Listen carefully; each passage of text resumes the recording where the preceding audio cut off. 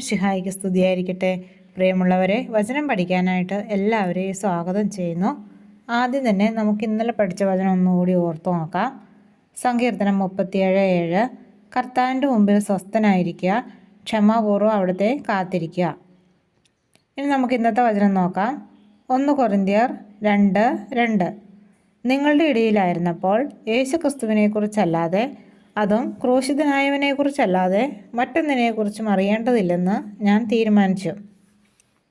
ഈ വചനം നമുക്ക് 3 പ്രാവശ്യം ഏറ്റു പറഞ്ഞ് പഠിക്കാം. 1 കൊരിന്തോസ് 2:2.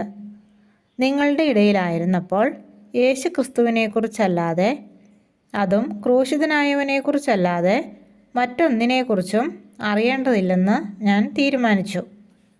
1 കൊരിന്തോസ് 2:2.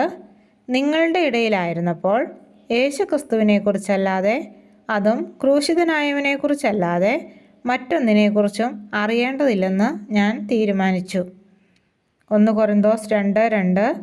നിങ്ങളുടെ ഇടയിലായിരുന്നപ്പോൾ യേശുക്രിസ്തുവിനെക്കുറിച്ചല്ലാതെ, അതും ക്രൂശിതനായവനെക്കുറിച്ചല്ലാതെ മറ്റൊന്നിനെക്കുറിച്ചും അറിയേണ്ടതില്ലെന്ന് ഞാൻ തീരുമാനിച്ചു.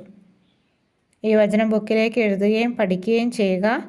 നാളെ മറ്റൊരു വചനവുമായിട്ട് കാണാം. ദൈവം എല്ലാവരെയും അനുഗ്രഹിക്കട്ടെ.